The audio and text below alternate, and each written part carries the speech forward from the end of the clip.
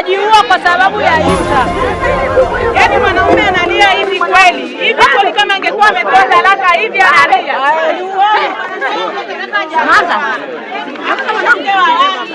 Inauma! Hivyo tu. Shida ni tamaa na mwenyekiti ni mlaku wa wake za watu, ina maana sio kwa huyu. Bwana kuuliza mama. Mwanaidi mmemfungisha ndoa au hamjamfungisha ndoa? Hatujamfungisha ndoa. Hamjamfungisha ndoa. Nimefikia huko. Kiko na mashaka kabisa kwa sababu sijamchukulia barabarani. Nimemchukulia kwa wazazi wake na kwa ndoa halali na cheti cha ndoa. Hii kusema kwamba ulikuwa unaenda unapeleka simu, jamaa alikuwa amesafiri, wewe ndio connection zikaanza. Hizo ni story za kutengeneza. Mtazamaji, jina langu naitwa Alphonse Kusaga, mwandishi wa Wananchi. Leo ni tarehe 7 ya mwezi wa 5 mwaka 2026. Hapa ni katika mtaa wa Matejo A uliopo kata Sakina jijini Arusha. Hali ya taharuki imejitokeza katika mtaa huu baada ya mke wa bwana mmoja anayefahamika kwa jina la Rashid Msilo ambaye alimuoa mke wake huyo mwaka 2023 kwa ndoa ya Kiislamu. Ameolewa tena kwa mara ya pili na mwenyekiti wa mtaa huu anayefahamika kwa jina la Isa Burwani. Mwanamke huyo aliyeolewa kwa mara ya pili anaitwa Muswaibati Zefrin Felix. Mwanamke huyu kwao ni huko Chemba mkoani Dodoma. Akisimulia bwana Rashid kuhusiana na mke wake kuolewa mara ya pili, ameeleza kwamba mwezi wa 11 mwaka jana alifika ofisini kwa mwenyekiti, kwa sababu mwenyekiti wa mtaa huu yeye ni fundi simu. Baada ya kufika katika eneo hilo, alifika yeye, Rashid, mke wake pamoja na mtoto wao. Utaratibu ni kwamba simu iliharibika, lakini mwenyekiti ndiye fundi. Kumbe kwa siri mwenyekiti huyu alichukua namba za simu za mke wa Rashid, wakaanza kuwasiliana kimya kimya. Lakini baada ya siku zikasonga, mke akaanza visa dhidi ya mume wake Rashid ndani ya nyumba. Wakawa wanagombana hapa na pale, mke akiambiwa kitu hataki kusikia. Kilichofanyika sasa, mke akatoroka nyumbani na kwenda kwao Chemba. Hii ni baada ya mume kutoka kazini akakuta mke wake hayupo, lakini akafuatilia taratibu mbalimbali kwamba mke wangu kulikoni, umeondoka na kwenda nyumbani ile hali hatujagombana, na kama ni ugomvi basi ni ugomvi tu wa kawaida ambao hawezi kupelekea kuachana. Akasema kwamba yeye amechoshwa na maisha ya kuishi na Rashid. Lakini Rashid alichukua jukumu la kutoka hapa mkoani Arusha kwenda Chemba kwa kina mwanamke huyo. Walivyofika walikaa kikao kwa makubaliano kwamba mambo yameisha na wamesameheana kama walikoseana wote. Kesho yake mwanamke huyo angerudi. Lakini baada ya kikao hicho pia, wakati Rashid anataka kurudi Arusha, mtoto wao mdogo akawa anamlilia baba yake, hivyo akatoka na mtoto huyo akaja naye Arusha. Lakini akasubiria kwamba mke angekuja kesho yake, hakuja. Siku zikaenda, lakini wazazi wa mwanamke huyu wa Rashid kumbe walikuwa nafahamu kila kitu, na taratibu mbalimbali za ndoa zilikuwa zinafanyika ili sasa mwanamke huyu aweze kuolewa na bwana Isa ambaye ni mwenyekiti. Taratibu zikafanyika, ndoa ya siri ikafanyika, wakafungishwa ndoa. Wale mashehe ambao ndio walifungisha ndoa ya kwanza ya bwana Rashid hapa Arusha ndio walisafiri kutoka hapa Arusha kwenda huko Chemba mkoani Dodoma kwenda kufunga ndoa ya huyu mwanamke ambaye walimfungisha mara ya kwanza na mwanaume mwingine. Kwa hiyo mwanamke huyu ameolewa na wanaume wawili. Tumezungumza na Rashid akieleza kwa uchungu, huku akiwa na cheti chake cha ndoa, akisema kwamba yeye hajamkosea chochote mke wake. Imekuwaje sasa ameolewa na amemwachia mtoto mdogo, na alitegemea kwamba wataendelea na maisha yao. Lakini tumezungumza na Isa Burhan ambaye ni mwenyekiti wa mtaa huo. Yeye ameoa mke wa mtu ambaye tayari alikuwa kwenye ndoa. Ameeleza kwamba yeye alifuata utaratibu wote na alishatoa mahari na sherehe zikafanyika na akamuoa mke huyu ambaye kwa sasa anaishi naye. Lakini tumezungumza na mwenyekiti wa BAKWATA katika wilaya hii ya Arusha, akieleza kwamba mke huyu kuolewa na ndoa ya pili ni batili, hivyo wameitwa kwenda BAKWATA ili kujua mgogoro huu unatatulikaje. Naitwa Rashidi Bakari. Sawa. Mke wangu anaitwa Nusaibat Zefrin. Tuliona tarehe 19 mwezi wa 3 mwaka 2023. Baada ya hapo tuliishi tu vizuri tu kwenye familia kwa furaha na amani. Mke wangu siku moja simu yake iliharibika kioo. Baada ya kuharibika kioo, kabidi tuende tupeleke kwa fundi. Fundi naye ndio huyo Bwana Isa mwenyekiti. Umeona? Tumeenda tumerekebisha kioo cha simu vizuri, kumbe baadaye akachukua na namba za mke wangu. Sawa. Mimi sina ninalojua. Mke wangu namwamini. Naenda kazini, nikirudi naweza nikaweka simu hapo. Kaacha hata masaa 2 matatu mimi kaenda na shughuli zangu nyingine. Kwa sababu najua sina uchafu wote tofauti nje ya familia. Mwisho wa siku kuna siku moja mwenzangu ambaye tutafanya naye kazi alikuja kuniletea vifaa nyumbani ambao kesho yake alikuwa aingie kazini. Baadaye nikaa namsindikiza. Kwenye kumsindikiza njia ambayo tunapita ni njia ambayo moja kwa moja sister yangu anaishi maeneo hayo. Na wakati tunapanda nikamkuta sister yangu yuko nje. Najua ni vigumu kumpita ndugu yako angali umemuona. Haifai. Nikamsalimia pale juu nikamsindikiza mwenzangu. Lakini wakati wa kurudi ikabidi nimpitie dada yangu pale. Kupita pale nikazungumza naye story nyingi sana kidogo, unajua ni familia. Tulivyotoka pale kidogo muda umeenda. Ni saa 5 na madakika saa 6 kasoro. Lakini muda huo wote simu yangu nilikuwa nimeacha nyumbani.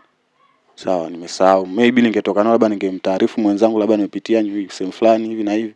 Lakini simu nimeacha nyumbani. Nimesahau. Kwa hiyo baada ya kurudi nyumbani mwanamke kwanza nikamkuta amebadilika. Kawa mbogo. Nimegonga mlango kama dakika 6 hivi, mlango haufunguliwi. Mlango hauja kufunguliwa, mtu kawa mbogo, kakasirika, akapanda kitandani aongee na mimi. Mimi nikatoka, nikarudishia mlango, nikatulia kitandani, nikisubiri kwamba mwenzangu sasa hivi ana hasira, siwezi nikaongea akiwa na hali ya hasira. Nikachukua simu nacheza game almost kwamba nisije nikalala. Kwa sababu tu labda umechelewa. Kwa sababu tu nimechelewa. Umeona? Pale akanipokonya simu na kaanza kutamka kauli mbovu. Umetoka wapi saa hizi usiku huu? Umetoka kwa malaya huko, si umetoka kwa wanawake. Sasa kwa ile kauli ambayo alikuwa anaitumia kidogo ilikuwa iko juu sana. Mimi nikashindwa cha kumjibu. Nikamwambia, "Mbona kama kauli ambayo unatumia si sawa? Kwa nini usitumie ustaarabu, ukaongea kiustaarabu tu mbona unajibiwa?" Kuongea hivyo ni sana nimewasha switch. Kwamba akazidi kupanda juu zaidi na matusi zaidi. Ni sijui yani matusi makubwa kweli. Mimi ni wa kiume na moyo na bado pia na hisia. Nilimchapa makofi semi uongo. Makofi kama 3. Sawa. Wakati nimemwacha hapo, mwanamke ameshuka chini analia kwa nini nimchapa makofi 3. Yale makofi. Mimi nikapiga simu nyumbani kwa dada yangu. Nikaweka loudspeaker. Nikamuuliza sister, samahani, nimetoka nyumbani mimi saa ngapi? Umeona? Akasema umetoka nyumbani sasa hivi au kuna shida huko? Nikamwambia hamna shida, ni mtu tu alitaka kujua, lakini hiyo yote kwamba tunahifadhi ya ndani ibaki ya ndani. Si ndio? Baada ya pale amesikia loudspeaker kabisa kwamba mali gani nimetoka. Mwanamke kanuna, kwa nini nimemchapa makofi? Hiyo ndio sababu. Nimekaa ilikuwa mwezi wa pili. Simu ambayo mlipeleka kwa mwenyekiti ambaye ndiye amemchukua sasa mke wako huyo. Ndio. Ni muda gani umepita? Hapo hivi. Ulimepita kama miezi 2 hivi na.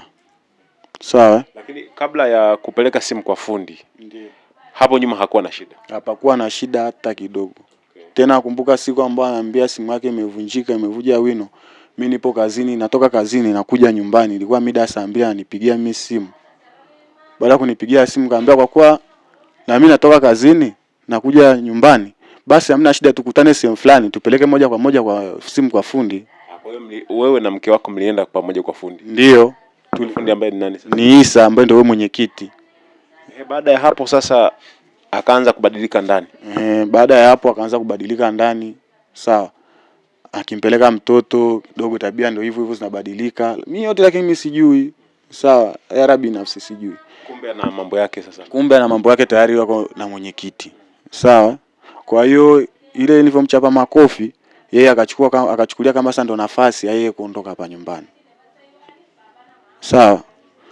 Tumekaa pale kama wiki 2 na zaidi mbele. Yaani wiki 2 mbele na zaidi. Mwanamke ndo anaondoka kwenye nyumba. Sijampa nauli, sijatoa chochote wala nini, anaondoka anaenda kwao. Hiyo nauli amepata wapi? Nampigia simu, uko wapi? Mbona nimefika nyumbani sijakukuta? Wakati huo nimetoka kazini. Wewe ulisafiri kidogo? Nilikuwa kazini hapa mjini. Okay. Sawa. Natoka kazini na kuja nyumbani nakutana, najua naenda kukutana na iftari. Nakuta hamna iftari. Mwanamke hayuko ndani. Mtoto hayupo. Sawa.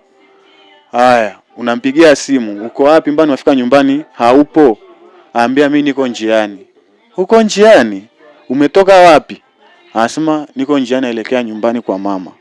Nyumbani kwa mama kuna nini, mbona ghafla hivyo, taarifa mimi sina? Akaniambia niache, afa akakata simu. Nikasielewi. Kabla ndo namzidi kumpigia simu, mara anapokea, mara apokei, mara akipokea nampa mtoto na kuwa naongea na mtoto, yeye aongei. Umeona? Mwisho wa siku mimi nikampigia simu mama yake. Ilikuwa ni tarehe 4 mwezi wa 3. Tuko katika somo ya 14. Sawa. Nampigia mama yake simu kwa kuwa hii taarifa kwangu ni ngeni. Nampigia mama simu. Yaani mama kabla ya kuongea chochote akaniambia, umeshampandisha Masajadi gari? Mimi kajiuliza, nimempandisha gari kivipi? Hii taarifa mama kwamba yeye mama anayo mimi sina. Hii kuna mpango gani hapa? Nikamwambia mama, mbona sielewi kuna kitu gani kinachoendelea? Akaniambia Masajadi alisema anakuja leo. Nikamwambia sasa kama alisema anakuja, mbona mimi mume wake mimi sijui? Sina taarifa yoyote. Sio, nielewa. Nikabaki hivyo katika mshangao, lakini kiwa napiga simu kuhakikisha amefika au la. Make yule nimekabidhiwa mimi, ni mke wangu. Leo na kesho kutwa akipata ajali kabla hajafika kwao, tatizo linakuja kwangu. Kwa sababu yeye kuondoka hapa nyumbani bila kukupa taarifa akaenda kwao, aliondoka na mtoto? Aliondoka na mtoto. Lakini sababu ya msingi hakuna. Sababu ya msingi ndio hiyo, nilikuwa nimemchapa makofi, ndio sababu yake aliondoka nayo. Sababu ni ugomvi tu wa kawaida. Ni ugomvi tu wa kawaida. Sawa. Baadaye kufika kwao, kasiliana naye kweli amefika, nini na nini, kana muuliza kwa nini umeondoka nyumbani? Mbona ni vitu ambavyo vinazungumzika tu na vinaisha. Na kama ni kugombana, mbona ni kitu ambacho ni muda mrefu sana tulishamaliza, kuna shida gani? Mwanamke anasema moyo wangu umechoka. Nataka nikatafute amani ya moyo wangu. Sio, amani ya moyo wake ndio huyo mwenyekiti sasa. Amani ya moyo wake ni mwenyekiti. Baada ya hapo, mimi bado still nikana nazidi kuwasiliana na mke wangu. Nikimtaka afanyaje? Arudi nyumbani. Message ziko hapa. Naweza ngakuonyesha. Message zipo, na mfosi mke wangu, nini unakosea? Huyu mtoto namtesa. Huyu mtoto bado mdogo, hafai kuishi katika mazingira ya mzazi mmoja. Kuishi na baba peke yake au mama peke yake, huyu mtoto tunamtesa, tunamharibu hata kisaikolojia. Umeona? Lakini still mwanamke alibaki katika msimamo wake. Ikaenda tangia ameondoka, imefika tarehe 31 mwezi wa 3, mimi nilitoka hapa nikaenda kwao. Sawa? Nimeenda kwao ili kupata suluhisho na tatizo ni nini. Na kama umemkosea basi msamehe. Kama nimemkosea basi tusameheane. Je, ni sawa? Sio sawa. Kwa hiyo baada ya hapo sasa nini kikaendelea baada ya kukwambia wewe? Yaani walikupa sababu kwa nini hajaja Arusha? Maana alikwambia utangulie. Yeye sababu ya kukataa kuja huku hajanipa. Isipokuwa ni stili kwamba ni yeye moyoni ndo alikuwa anagoma. Lakini wakati ukitoka Chemba alikwambia anakuja. Ndio, lakini wakati huo wote kumbe walikuwa na mawasiliano na Isa ambaye ni mwenyekiti, mimi sina nalojua. Nimekuja huku bado nahangaika, kila siku nampeleka mtoto shule, narudisha hivyo hivyo. Sawa. Muda unazidi kwenda, lakini nasema basi ipo siku akirudisha moyo nyuma, atarudi nyumbani kulea familia yake, au sio? Acha mimi nipambane kama baba. Napambana hivyo hivyo, napambana hivyo hivyo. Tarehe 4 mwezi huu hapa. Sawa. Usiku kucha kuanzia saa 5 mtoto hajalala. Hadi panakucha hivi pana mwanga. Huyu mtoto hajalala.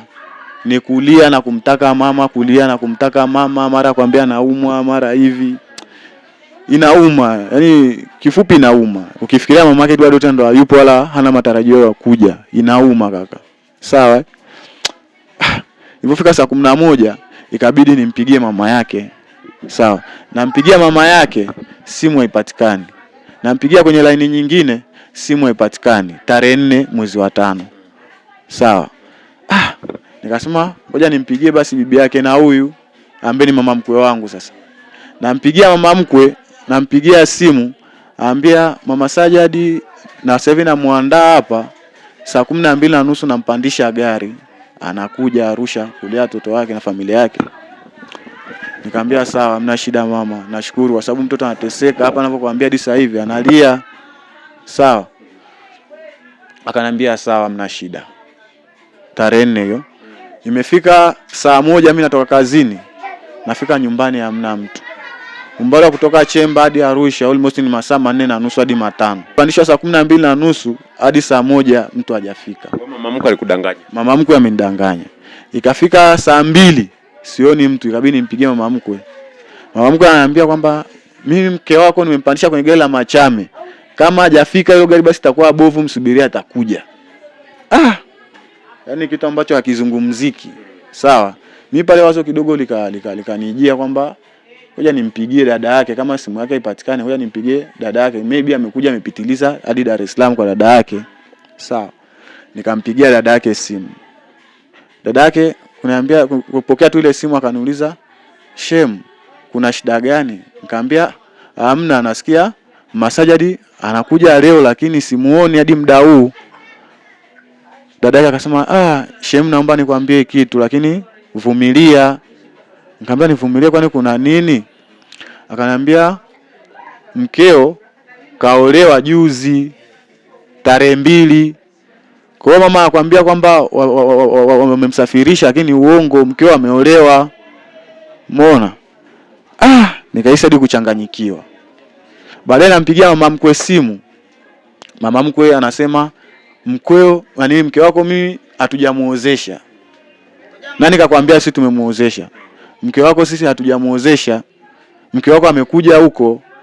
Nikamwambia sasa kama amekuja huko, amekuja wapi na huko hayupo? Sawa? Akamwambia mke wako amekuja huko. Sawa. Na sisi hatujamuozesha mtu yoyote.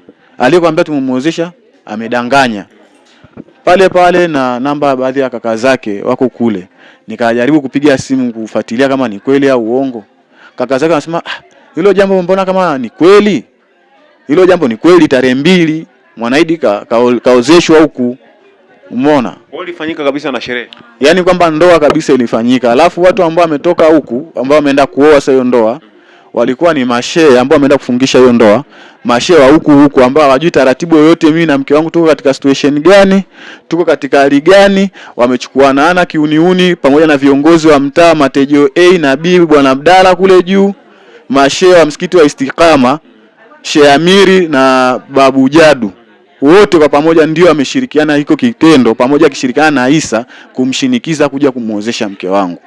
Kwa hiyo mashehe waliomuozesha mke wako, ndio mke, sherehe ilifanyikia Chemba, lakini mashehe wa kufunga ndoa walitoka hapa. Wametoka hapa au mashehe.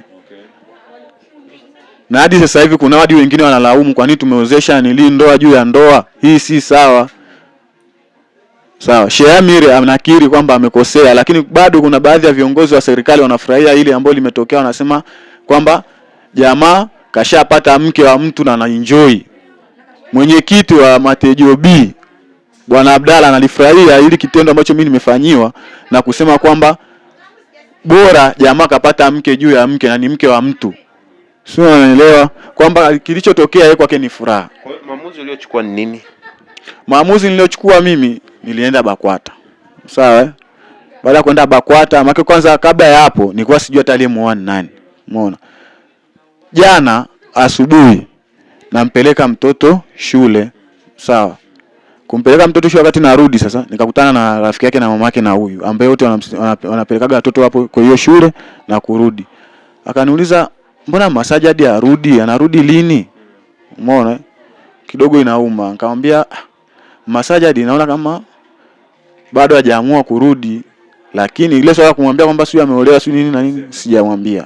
Nikamwambia bado hajaamua kurudi, ila akiamua atakuja, ngoja tumsubiri. Akamwambia, "Lakini mbona kabla hata hajaondoka kuna mtu kama nilikuwa simuelewi naye, walikuwa wanakutana mara kwa mara kila akija kumchukua mtoto shule." Nikamwambia mtu ni mtu gani huyo?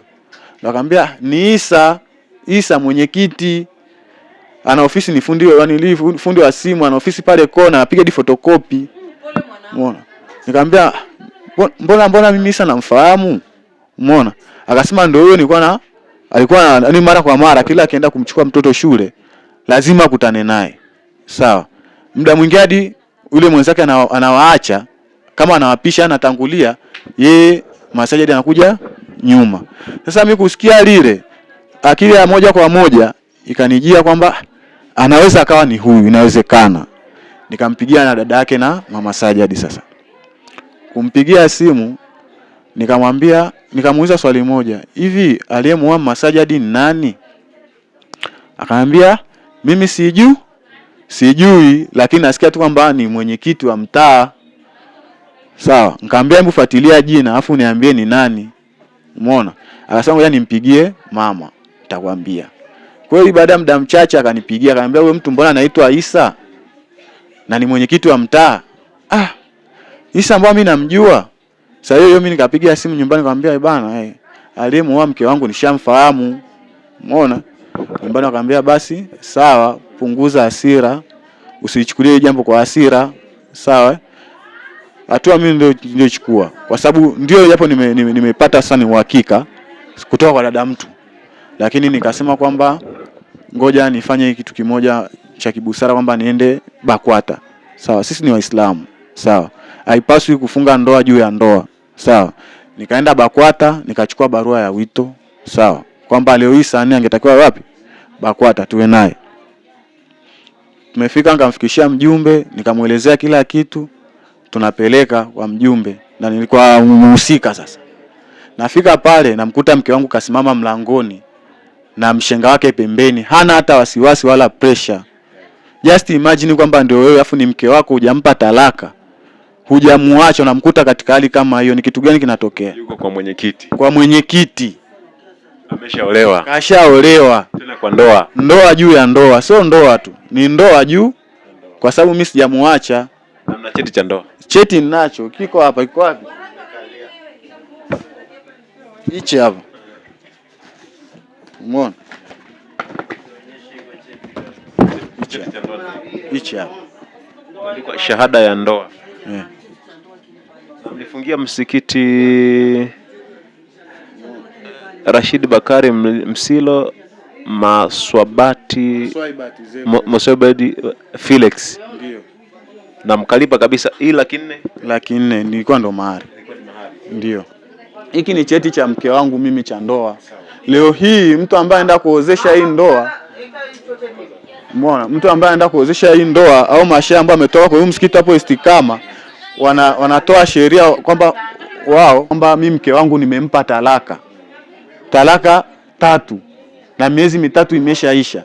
Mke wangu tangia ameondoka tarehe 4 mwezi wa 3 hadi leo ni muda gani? Namba tu labda unijibu. Kwa kipindi chote ambacho kila anakuletea dharau, kumbe ndio mawasiliano yalikuwepo. Ndio alikuwa na mawasiliano na mwenyekiti. Atuje leo hii mwenyekiti anaongea tena kwa ushupavu kwamba si mimi nishamchukulia Rabii, kwa nini amvamie mke wangu? Yule ni mke wake, ni mke wangu mimi. Yaani kama kuna ndoa ya pili na ile ya kwanza hajavunjika, hiyo ya pili sio ndoa hiyo. Sawa. Sawa. Na huwa kama BAKWATA mnachukua jukumu gani? Kwa sababu cheti kile cha kwanza ni BAKWATA.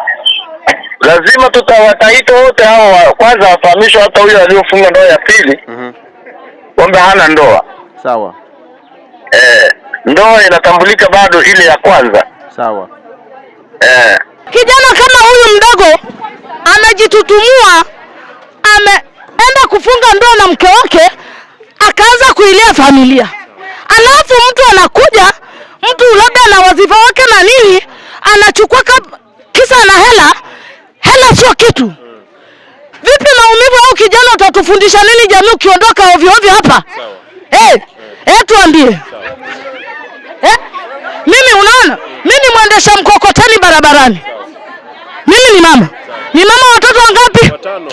Sijawahi kumletea balozi wala mwenyekiti kumwambia watoto wamelala njaa. Japo baba kuna saa hana kitu. Tunagombana, lakini kuna saa nasema hili taifa la kesho nitapeleka wapi hii aibu? Umenisoma? Sasa ni vipi maumivu ya huu kijana? Moyo unauma, japo hela itatumika, lakini pesa sio kitu. Kitu ni utu. Mimi natumikia taifa kwa kupeleka familia ikae mnyororo hivi, lakini sio kunyanyasa mtu. Ukipata hela yako kula, futa mdomo, usinyanyasie mwenzako. Uongo kweli? Maumivu tunaachwa, mengine tunanyamazia tu wanyonge. Inauma. Hivyo tu. Hatuna watetezi.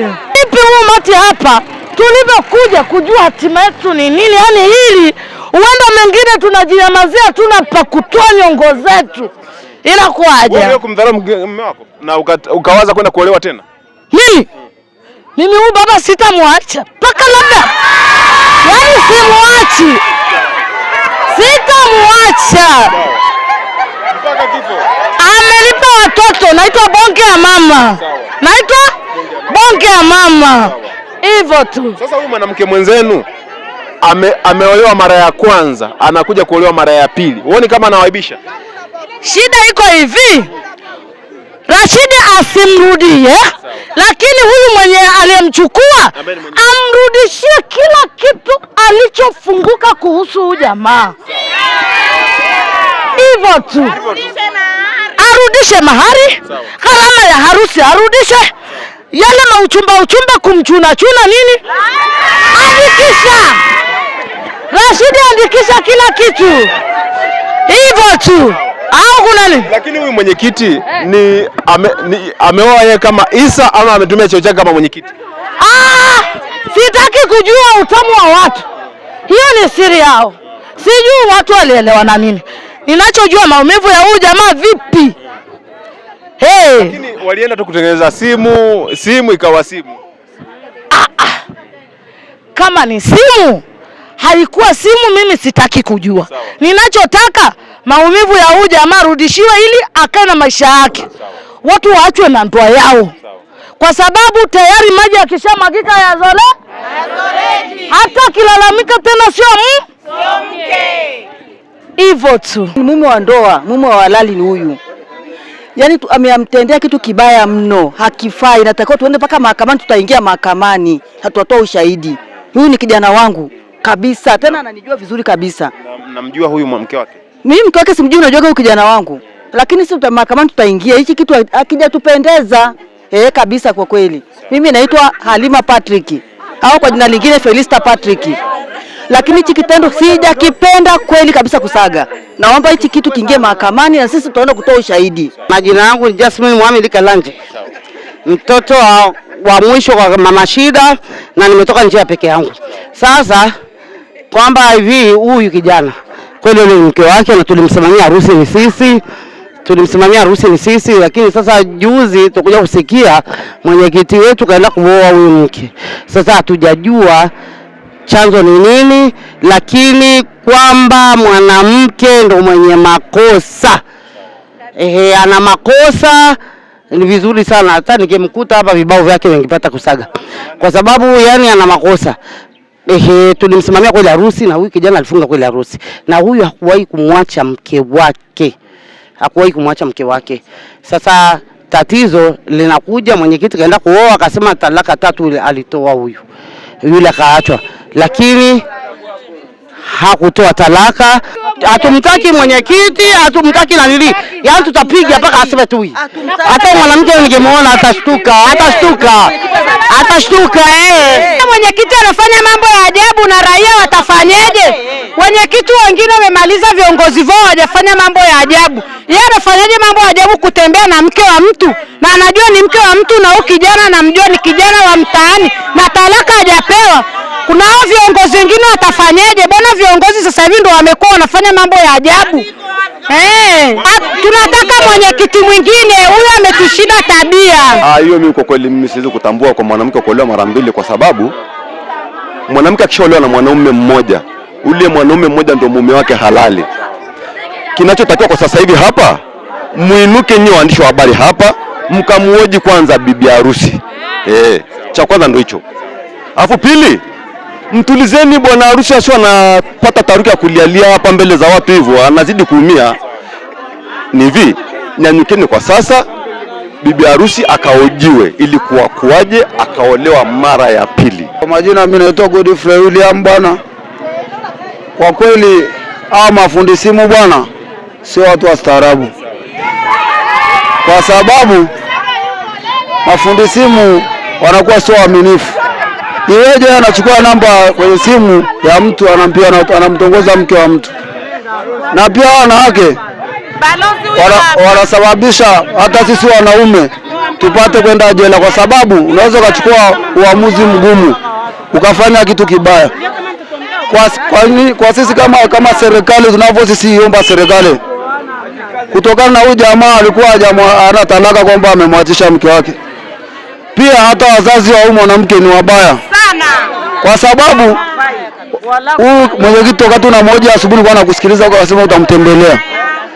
Alivyokuwa anasema huyu jamaa amempa ule dada talaka, sio kweli. Jamaa hajampa talaka huyu mwanamke. Na pia huyu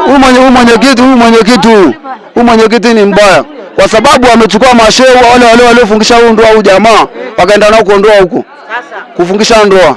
Au pia nao viongozi kama mashehe nao sio waaminifu. Kwa mimi wazo langu ningeomba tu bwana, huyu bwana harusi bwana arudishie mke wake bwana, kwa sababu pia ule mwanamke sio muungano, ameacha mtoto wa miaka 2. Na huyu jamaa ataweza kumlea ule mtoto kwa sababu ana majukumu mengi ya kikazi. Toa Ramadhani ni balozi wa kata Sakina A. Jana nilikuwa kwenye kazi yangu, akapita mwenyekiti wa kata ya juu hapo Sakina B. Nikamwambia nini? Akasema kuna mtu kafumaniwa hapo. Nikamwambia nani? Akasema mwenyekiti wako. Nikamwambia mfumaniwaje? Akasema hapana, kaenda kuoa mke wa mtu. Na mimi nikamwambia mwenyekiti hana makosa. Mwenye makosa ni mwanamke. Na mwanamke hana makosa kwa sababu alikubalije ndoa mbili. Umeona? Kwa hiyo sisi, hii ni swala ambalo tunatakiwa sisi wanawake kama wanawake tujielewe na tujitambue. Nini maana ya ndoa? Si ndio jamani, nini maana ya ndoa? Huwezi ukaoa ukapata wanawake wawili kwa wakati mmoja. Akiwa kama ni wewe pia inakuwa sio. Na huyu mwenyekiti pia naweza tena nikasema mwenyekiti natakuwa angechunguza kwanza, huyu ni mke wa mtu au la. Sio kwamba tatizo liko kwa wote wawili, na pia wazazi ni walaku. Kwa sababu umeshapewa posa ya kwanza, mahari ya kwanza, ukawafungisha ndoa, ukaja tena ukafunga tena ndoa mara pili tena.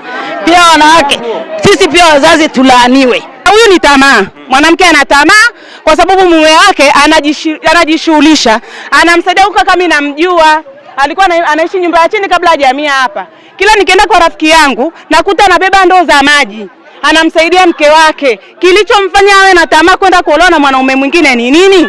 Shida ni tamaa. Na mwenyekiti ni mlaku wa wake za watu. Ina maana sio kwa huyu, kuna wengine. Ina maana na mambo mengi machafu, sio haya tu. Mwenyekiti huyu ajirekebishe na tumhitaji. Ina maana mimi leo nikapata tatizo, nikaenda kwa mwenyekiti, nina shida yangu.